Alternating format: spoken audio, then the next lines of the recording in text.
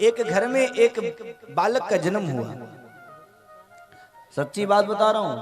और जब उसका जन्म हुआ तो धीरे धीरे बड़ा हुआ, तो उसके अंदर एक कमी थी। क्या? वो खाता बहुत था, करता कुछ नहीं था, खाता बहुत था। अब भैया जो बहुत खाएगा वो करेगा क्या? जो ज्यादा खा ही लेगा वो करेगा क्या? तो वो खाता खूब था। 10 आदमी का भोजन बनता था, परिवार में 6 सदस्य थे, तो 5 का अलग बने और 5 का स्पेशल उसके लिए बने। अब इतना खाता था, सोचिए। तो बाप ने कहा बेटा खाते बहुत हो, कम खाया करो, कुछ किया भी करो। अब वो मानता बात नहीं था, खाता और खाने के बाद लुढ़क जाता, सो जाता। 2 ही काम करता, खाना और सोना, तीसरा कोई काम नहीं। बाप हो गया परेशान और खाते खाते एक बात कहता था, खाता रहे और कहता रहे दाने दाने पे लिखा है खानहार का नाम, दाने दाने पे लिखा है खाने वाले का नाम, और खाता रहे। तो एक दिन उसका बाप क्रोधित हो गया, उसने कहा बेटा तू दाना दाना मत बोला कर, इतना खाता है, तू तो ये बोला कर कि बोरे बोरे पे लिखा है खाने वाले का नाम, बोरे बोरे पे लिखा है खाने वाले, ये बोला कर। और एक दिन महात्मा जी मिल गए उस बाप से, तो बाप ने महात्मा जी से कहा महात्मा जी मेरा बेटा बहुत खाता है। महात्मा जी ने एक बार सुना, रे ज्यादा नहीं खाता।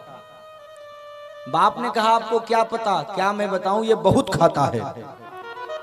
महात्मा ने कहा मैंने कहा ना ज्यादा नहीं खाता। बाप ने कहा खिलाता मैं हूं, आपको कैसे पता ये ज्यादा खाता है? महात्मा ने कहा सुनो मेरी बात, ये ज्यादा नहीं खाता, ये ज्यादा नहीं खाता, ये उतना ही खाता है जितना इसका खाता है, अपने खाता से ज्यादा ये नहीं खाता है, अपने खाते से ज्यादा ये नहीं खाता है। तो एक दिन घर वालों ने उसको बाहर निकाल दिया, जा जब तू घर में किसी काम का है नहीं, कुछ करता नहीं, तो एक काम कर, चला जा अयोध्या चला जाए, बाबा बन जा तो ठीक है, घर में मत रहना। अब बेचारा घर से निकल पड़ा, अब गया अयोध्या में घूम रहा था। अब घूमते घूमते देखा एक महात्मा जी मोटी तोंद वाले दिखाई पड़े, मोटी सी तोंद थी उनकी और लंबा चौड़ा मोटा सा शरीर। तो वो समझ गया यहाँ खाने की व्यवस्था अच्छी है ना, शरीर बता देता है कि खाने पीने वाले घर से हैं। तो गया महात्मा जी के पास, महाराज जी गुरुजी प्रणाम। गुरुजी ने कहा बेटा कहां से आए हो? उसने कहा बिहार से आया हूं। हाँ क्या चाहते हो? कहे आपके यहाँ रहना चाहते हैं। हाँ क्या व्यवस्था है? गुरुजी ने कहा रहो, जो मन में आएगा सेवा कर देना, और कोई ज्यादा काम नहीं है। उसने कहा गुरुजी काम बाद में बताना, पहले बता दो भोजन कितनी बार मिलेगा। गुरुजी ने कहा बेटा वैसे तो हमारे मंदिर में 2 बार की व्यवस्था है, दोपहर में 12 बजे और रात में 10 बजे 2 बार भोजन मिल जाएगा। उसने कहा गुरुजी 2 बार में काम न चले तो? गुरुजी ने कहा 3 बार। उसने कहा गुरुजी ना आपकी ना हमारी, अगर 4 बार भोजन मिल जाएगा तो आपके घर में रह जाएंगे, आपके आश्रम में। गुरुजी ने कहा अब राम जी का व्यवस्था है, आओ खाओ कोई दिक्कत नहीं, राम भरोसे जो रहे पर्वत पे हरियाए वही हाल है। तो गुरुजी ने कहा बेटा आओ रहो खाओ कोई दिक्कत नहीं है, तुम 4 बार खाना। अब उसी मंदिर में रह गया और 1 हफ्ता बीता, खा करके खूब मस्त रहने लगा, 4 बार भोजन मिले और कोई काम वाम था नहीं मंदिर में, क्या काम है, झाड़ू पोछा कर दिए, भंडारा मिल रहा है। हाँ ये तो राम जी की व्यवस्था है, राम जी खुद ब खुद करते अपने बंदों की निगरानी। हम लोगों को देखो ना, कहीं कुछ करना थोड़े, जहां पहुंच गए खाए और सोए। राम जी खुद ब खुद करते हैं अपने बंदों की निगरानी, नया बिस्तर नया तकिया नया दाना नया पानी। इसीलिए कहा गया है राम नाम जपो मस्ती दिल में रहती है, किसी की नाव पानी में यहाँ रेता में चलती है। तो खाने लगा, मंदिर में रह गया, लेकिन एक दिन ऐसा आया कि उस दिन न चूल्हा जल रहा है और न कुछ बन रहा है। अब वो भक्त बेचारा टेंशन में हो गया बालक कि आज तो न चूल्हा जल रहा है न कुछ बन रहा है। दौड़ा दौड़ा गुरुजी के पास गया। गुरुजी गुरुजी। बोले हाँ बेटा बताओ। अरे गुरुजी आज तो चूल्हा नहीं जल रहा है और न कुछ बन रहा है। गुरुजी ने कहा बेटा आज न चूल्हा बने जलेगा और न कुछ बनेगा और न कुछ मिलेगा। इसने कहा गुरुजी ये कौन सी आफत आ गई। गुरुजी ने कहा बेटा आफत नहीं, आज एकादशी है, आज न कुछ बनेगा न कुछ मिलेगा। उसने कहा गुरुजी ये बताओ आपके पास और भी चेले होंगे। गुरुजी ने कहा हाँ हैं। उसने कहा तो एक काम करिए उन चेलों से एकादशी करा लीजिए। गुरुजी ने कहा तुमसे। इसने कहा अगर हमसे एकादशी करा लोगे तो द्वादशी हम देख नहीं पाएंगे, चल बसेंगे, हम नहीं द्वादशी देख पाएंगे गुरुजी है, इतनी बर्दाश्त हमारे अंदर क्षमता नहीं है। गुरुजी बोले बड़ी आफत आई, आज तक ऐसा व्यक्ति मिला नहीं। देख बेटा मंदिर में नहीं बनेगा। उसने कहा गुरुजी कोई उपाय कर दो, कहीं मिल जाए भोजन। तो गुरुजी ने कहा बेटा एक काम कर, राशन पानी ले ले और चला जा नदी के किनारे, वहीं जाकर के बना लेना, जो कुछ रूखी सूखी बनाना, ध्यान देना, भगवान को भोग लगाना, उसके बाद तब ग्रहण करना। अब ये मरता क्या न करता। राशन पानी लिया और सरयू नदी के किनारे पहुंच गया। बनाया रूखी सूखी रोटी और रोटी बना करके थाल में भोजन लगाया और भगवान को बुलाने लगा कि भगवान आओ, मेरे गुरुजी ने कहा है भोग लगा करके तब खाना। एक काम करिए सरकार आइए और मेरे भोजन का भोग लगाइए। ओ राजा राम आइए, मेरे राम आइए, मेरे भोजन का भोग लगाइए।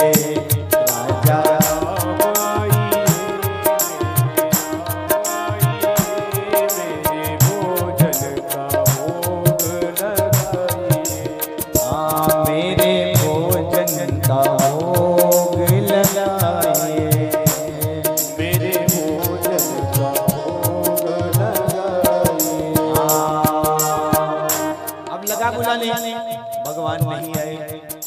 इसने कहा था प्रभु यहाँ की जो सेवा है वो बहुत अच्छी नहीं है।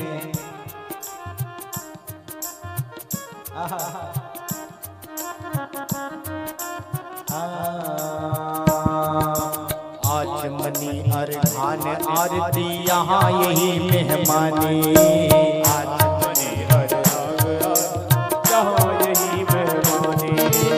आचमनी न आचमनी है और न आरती है। आचमनी अरघान आरती यहाँ यही मेहमानी।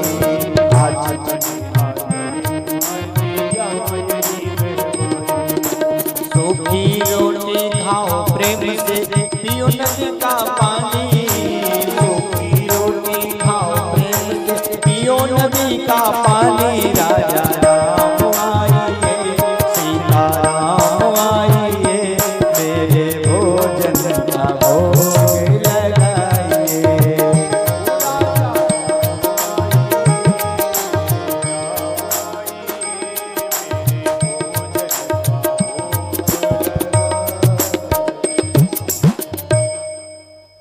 आचमनी अरघान आरती यहाँ यही मेहमानी। क्या मेहमानी है? कहे सूखी रोटी खाओ प्रेम से, पियो नदी का पानी। आओ और यही सूखी रोटी खा करके नदी का पानी पियो। भगवान नहीं आए। जब नहीं आए तो इसने एक ऐसी बात बोल दी कि भगवान को आना ही पड़ा। क्या बोला? इसने कहा ओह प्रभु मैं समझ रहा हूं तुम क्यों नहीं आ रहे हो। अरे तुम सोच रहे होगे कि मंदिर में अभी बढ़िया बढ़िया भोजन करने जाएं, वहां जाएं किसकी सूखी रोटी खाने जाएं। आपको ये सूखी रोटी अच्छी नहीं लग रही इसलिए नहीं आ रहे हो ना। एक मेरी बात सुन लो कान खोल के, अगर आज यही नहीं आओगे अगर आज यहाँ नहीं आओगे तो भूखे रह जाओगे, कुछ खाने को मिलेगा नहीं। अरे भूल करोगे यदि तज दोगे, भोजन रूखे सूखे। भूल करोगे यदि तज दोगे, भोजन रूखे सूखे। क्यों? एकादशी आज मंदिर में बैठे रहोगे भूखे। अरे एकादशी आज मंदिर में बैठे रहोगे भूखे। राजा राम, आप लोग गाएंगे, राजा राम आइए मेरे भोजन का भोग लगाइए। मेरे, सब लोग नहीं गा रहे हैं। मेरे पीछे वाले कंजूसी, राजा राम।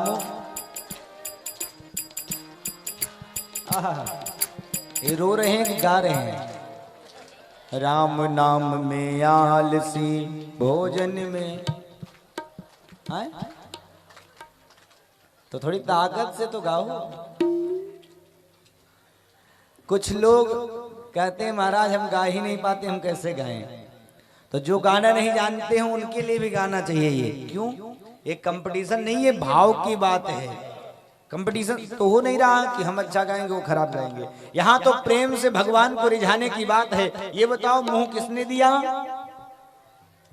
और वाणी किसने दी और भजन किसका गा रहे हो? भगवान से कहो जैसा दियो वैसा पाओगे। लो, कोई शर्म वाली बात नहीं है। यहां तो प्रेम से गाना चाहिए। और कभी भी कीर्तन हो तो जरूर गाओ, क्योंकि यहां नहीं गा पाते तो भी गाना चाहिए। एक बार की बात बताऊं आपसे, भगवान की सबसे बड़ी भक्तिन मीराबाई। मीराबाई बैठी थी, बड़े बड़े लोगों का दरबार लगा था। वल्लभाचार्य जी, स्वामी हरिदास जी, सब लोग बैठे थे। हजारों की पब्लिक बैठी थी, लोग श्रोता लोग बैठे थे। और उन्हीं श्रोताओं के बीच में मीरा ने एक पद गाया। जब मीरा ने गाया, लोगों ने खूब ताली बजाई। वाह मीरा, तुमने बड़ा सुंदर गाया। मीरा, तुमने बड़ा अच्छा गाया। उसी सभा में जो हरिदास जी महाराज बैठे थे, उन्होंने मीराबाई को अपने पास बुलाया और बुला करके एक बात कहा, मीरा तुमने बड़ा सुंदर गाया। तुमने इतना सुंदर गाया मीरा कि मैं क्या बताऊं। लेकिन मीरा, तुमने एक गलती किया, तुमने राग में नहीं गाया। तुमने राग में नहीं गाया। गाया तो बढ़िया, पर तुमने राग में नहीं गाया। मीराबाई ने उसी दरबार में कह दिया, स्वामी जी क्षमा करिएगा, जहां जगत को रिझाने की बात हो वहां राग की आवश्यकता होती है, लेकिन जहां भगवान को रिझाने की बात आ जाए वहां पर राग हो ना हो, वहां तो अनुराग की आवश्यकता होती है। प्रेम होना चाहिए।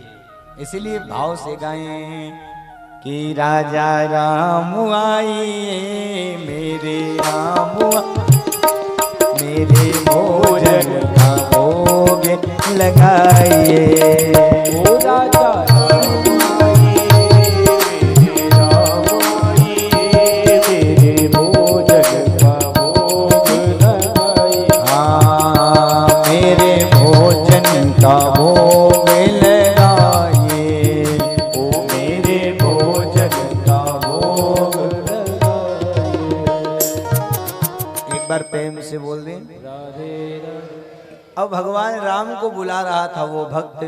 राम जी प्रकट हो गए, अकेले नहीं, सीता समारो पितवाम भागम। किसके साथ प्रकट हो गए?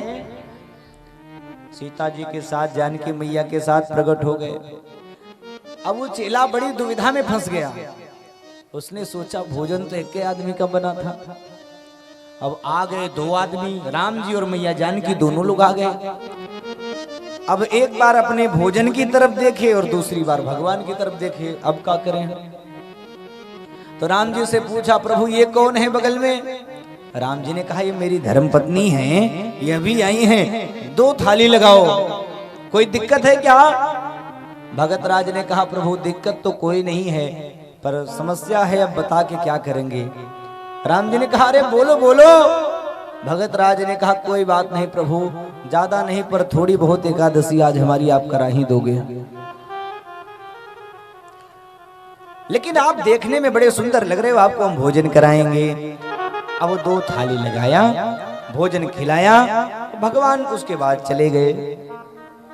अब अगली एकादशी फिर पड़ी तो गुरुजी से जाके बोला, गुरुजी राशन बढ़ा दीजिए, वहां 1 नहीं 2 भगवान आते हैं। अब गुरुजी को विश्वास नहीं हुआ। गुरुजी ने सोचा, ओहो हो, लग रहा है बेचारा भूखा रह गया होगा, इसलिए राशन बढ़वा रहा है।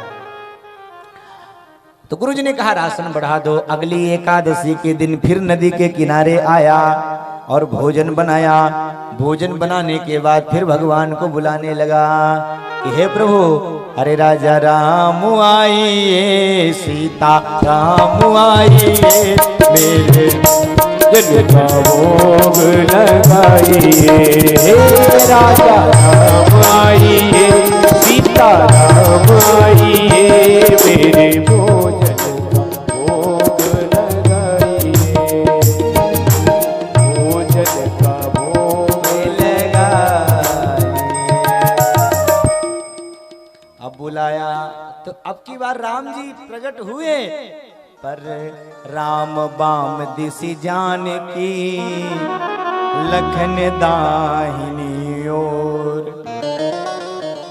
राम जी और सीता जी के साथ लक्ष्मण जी को भी ले आए।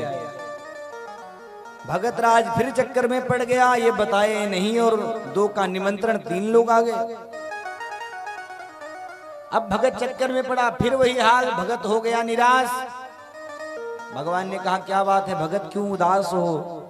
उसने कहा, प्रभु क्या बताएं, रोज आप एक संख्या बढ़ा रहे हो, ये कौन आ गया? राम जी ने कहा, ये हमारे छोटे भाई हैं लखनलाल, ये भी तुम्हारा भोजन करने आए हैं। अब उसने कहा, प्रभु एक बात पूछूं? भगवान ने कहा, पूछो। उसने कहा, प्रभु ये बताओ, हमने भगवान के भोग का ठेका लिया है कि भगवान के पूरे खानदान के भोग का ठेका लिया है? हम बुलाते आपको हैं, आप पड़ोसी पड़ोसी आई भाई सबको लेके आ जाते हो।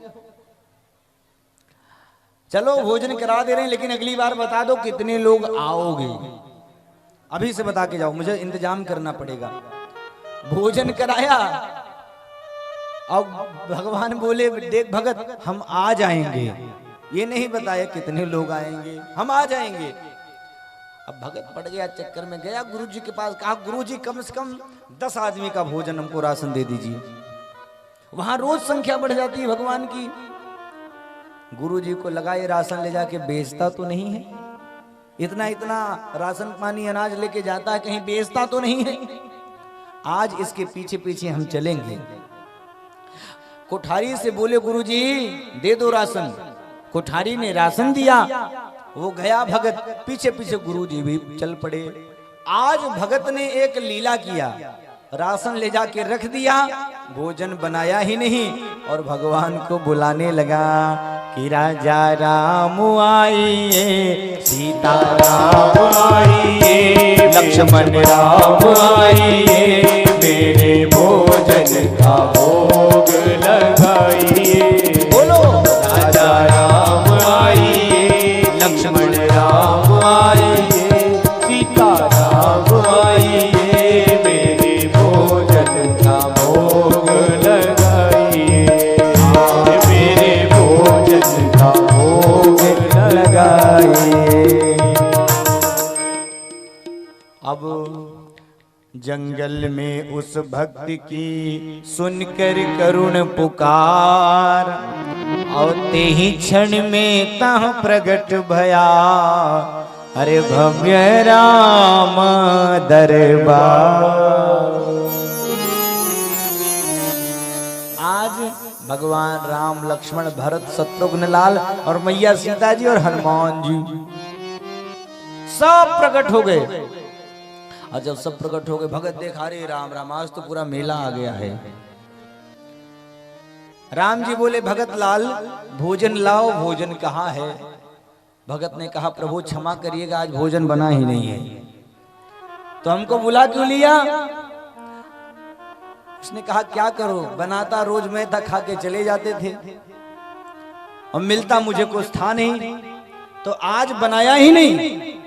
बनाने से क्या फायदा जब मिलना जुलना कुछ है ही नहीं, आप रोज बढ़ते रहते हो, खा के चले जाते हो। तो आज हमने कुछ बनाया नहीं, तो क्या करें? भगत लाल ने कहा, अब बनाओ और पाओ, बनाओ और पाओ। अब राम जी ने कहा, भगत की इच्छा है, भरत जी लग जाइए। भरत जी सारे विश्व का पालन पोषण करते हैं, तो भरत जी बन गए रसोईया बन के। भरत जी भंडारे बनाने लगे, भरत जी भंडारे बनाने लगे। लकड़ी लखन लाल लाने लगे, लकड़ी लखन लाल लाने लगे। श्री भरत जी भंडारे बनाने लगे। भरत जी भंडारे बनाने लगे। भरत जी भंडारा बना रहे हैं, लखनलाल लकड़ी लेके आ रहे हैं, सब भंडारा चेतने लगा। बड़े बड़े महात्माओं को पता चला कि भगवान का दल आया है, आज प्रसाद मिलेगा माँ जानकी के रसोईया का। तो सब सूक्ष्म रूप से बड़े बड़े महात्मा वहां पहुंच गए और भक्तराज वहीं आंख बंद करके बैठा है। राम जी ने कहा, बेटा आंख तो खोलो। भगत लाल ने कहा, क्यों आंख खोलें? अब आंख खोलेंगे देखेंगे भोजन बेकार में लगेगी लालच, और हमको पहले से पता है मिलेगा कुछ नहीं, इसलिए आंख बंद ही रहने दो। अब गुरुजी वहीं खड़े हैं, भक्त के पीछे पीछे आ रहे हैं, लेकिन गुरुजी को दर्शन नहीं हो रहा है भगवान का। भक्त से आकर के गुरुजी बोले, बेटा तू कहता था भगवान आते हैं, कहाँ हैं तेरे भगवान? उसने कहा, गुरुजी भगवान सामने बैठे हैं, देखिए। अब गुरुजी को भगवान नहीं दिख रहे हैं। गुरुजी ने कहा, कहाँ है भगवान? उसने कहा, सामने देखो। गुरुजी ने कहा, कुछ नहीं दिख रहा है। तो चेला बोला राम जी से, प्रभु हमारे गुरुजी को क्यों नहीं दिख रहे हो? राम जी ने कहा, उनको नहीं दिखेंगे। चेला बोला, क्यों नहीं दिखेंगे? राम जी ने कहा, नहीं दिखेंगे। चेला बोला, गुरुजी को भी दिख जाओ, गुरुजी पीछे पीछे आए हैं, नहीं तो इनको पक्का विश्वास हो जाएगा मैं चोर हूं, मैं चोरी करता हूं, राशन ले जाके बेच देता हूं। राम जी ने कहा, उनको नहीं दिखेंगे। क्यों? अरे वो हमसे बड़े ज्ञानी हैं, ध्यानी हैं, तपस्वी हैं, उनको क्यों नहीं दिखोगे? वो तो हमसे बड़े भक्त हैं प्रभु। राम जी ने एक बात कहा। राम जी ने कहा, बेटा मैं मानता हूं तुमसे बड़े तपस्वी हैं, ज्ञानी हैं, ध्यानी हैं, लेकिन एक चीज की कमी है। जितनी सरलता और विनम्रता तुम्हारे अंदर है, वो तुम्हारे गुरुजी के अंदर नहीं है, और जिनके अंदर सरलता नहीं होती उन्हें मैं कभी नहीं दिखता।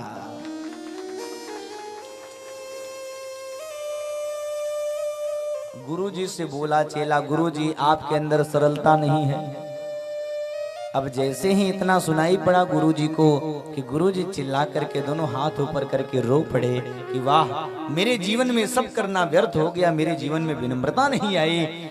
जब रो पड़े गुरुजी को देखा भगवान ने, तो भगवान भी गुरुजी के सामने प्रकट हो गए।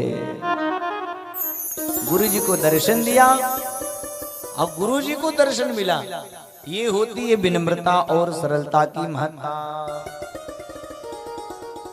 अकड़पन नहीं करना चाहिए जीवन में।